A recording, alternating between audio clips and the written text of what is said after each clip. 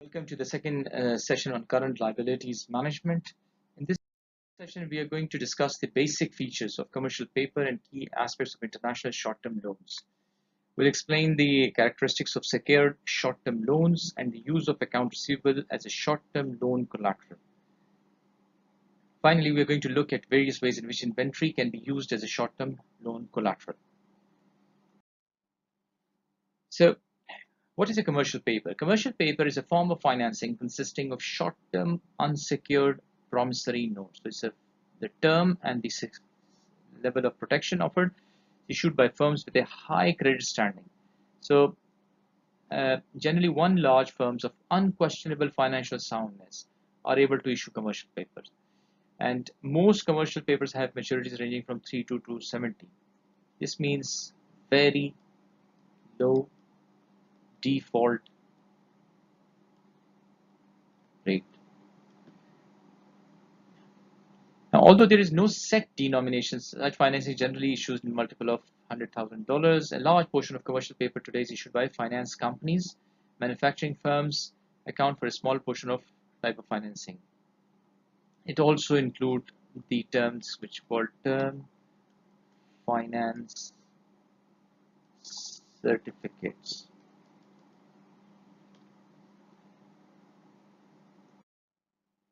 For example, there is BC, a large shipbuilder, has just issued $1 million worth of commercial paper that is a 90-day maturity and sells for $990,000. Now it's on discount. At maturity, they will receive $1 million, but issued at $990,000. At the end of 90 days, the purchaser of this paper will receive $1 million for its $990,000 investment. So the interest paid on the financing is therefore $10,000 on principal of $990,000. We can always see 10,000 divided by $990,000, which gives us 1.01% for 90 days. Assuming that the paper is rolled over each 90 days throughout the year, so that is 360 of 90, which is approximately 4 quarters.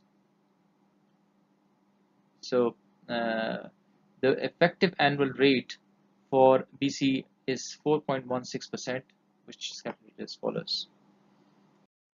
Now, the important difference between international and domestic transaction is that payments are often made or received in a foreign currency. This creates a difference. Not only must a US company pay the cost of doing business in the foreign exchange market, but it also exposed to exchange rate risk.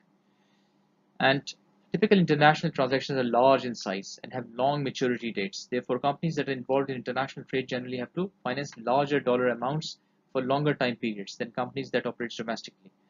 So further, because foreign companies are rarely well known in the United States, some financial institutions are reluctant to lend to the US exporters or importers, particularly small firms.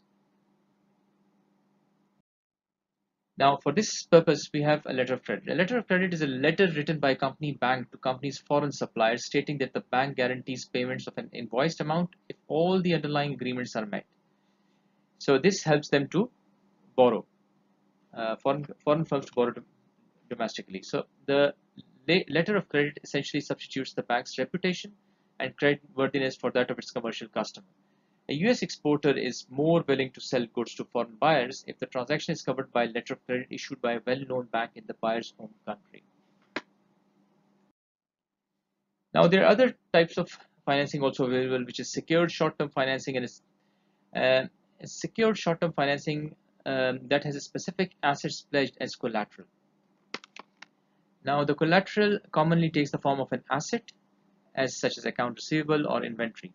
Holding collateral can reduce losses if the borrower defaults, but the presence of collateral has no impact on the risk of default. So it helps to bring more trust to the transaction. A security agreement is an agreement between the borrower and the lender that specifies the collateral that held against the secured loans. It's only that kind of a definition. Then we have the percentage advance is the percentage of the book value of the collateral that constitute the principal of a secured loan. Normally between 30 and 100% of the book value of the collateral. Commercial finance companies are lending institutions that make only secured loans, both short-term and long-term to businesses. Unlike banks, finance companies are not permitted to hold deposits. Now, the secured sources of short-term loans, we have accounts receivable is one of the major collateral. Two commonly used means of obtaining short-term financing with accounts receivable are pledging accounts receivable and factoring accounts receivable. A pledge of account receivable is the use of a firm's account receivable as a security or collateral to obtain a short-term loan. And factoring is the outright sale of accounts receivable at a discount to a factor or other financial institution. So a factor is a financial institution that specializes in purchasing accounts receivable from businesses. So pledges of accounts receivable are typically made on non-notification basis, which is the basis on which a borrower having pledged an account receivable continues to collect the account's payments without notifying the account customer. It's just typically attached rule with it. The alternative notification basis is the basis on which an account customer whose account has been pledged is notified to remit payment directly to the lender. So this is a big market, and you see, factoring receivable is the billion-dollar market.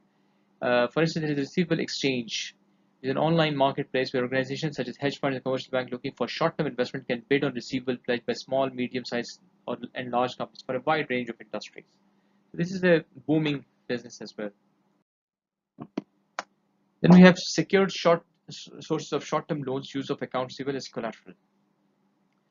Factoring is normally done on notification basis, and the factor receives payments of the account directly from the customer. So basically, account receivable is being collected at the same time when it is being factored. So who gets the money? That's what we are discussing here. So in addition, most sales of account receivable to a factor are made on a non-recourse basis, which is the basis on which account receivables are sold to a factor with the understanding that the factor accepts all credit risk of purchased accounts, and the one who is seller will not be responsible for any defaults by the factor.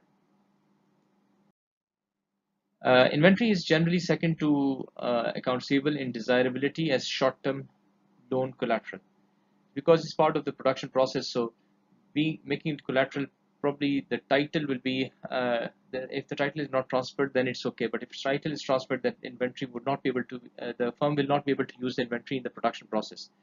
So the most important characteristic of inventory being evaluated as loan collateral is marketability. A warehouse of perishable items such as fresh peaches may be quite marketable, but if the cost of storing and selling the peaches is high, then may not be desirable collateral.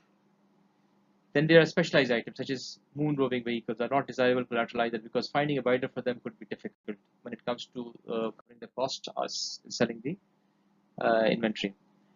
There is also floating inventory lien, is a secured short-term loan against inventory under which the lender's claim is on the borrower's inventory in general. This arrangement is most attractive when the firm has a stable level of inventory that consists of a diversified group of relatively inexpensive merchandise. It is also it generally advances less than 50% of the book value, and the interest charge on floating lien is around 3 to 5% above the prime rate. LIBOR.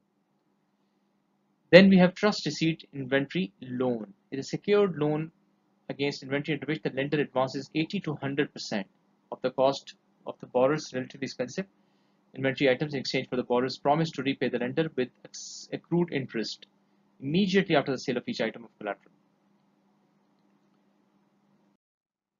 Then there is a warehouse receipt loan, which is a secured short-term loan against inventory under which the lender receives control of the pledged inventory collateral. So, but they have to bear the cost as well then. So this is overall a definitional ecosystem in payables. We reviewed the accounts payable, key components of the credit terms in the first learning goal. In the second, we went to stretching accounts payable. Then we went on in the third learning goal, we discussed the interest rates and basic type of unsecured bank sources and short-term loans. Then in the fourth, fifth, and sixth, we have discussed the general types of loans available in the market and the nature of it and the characteristics attached to it. Thank you.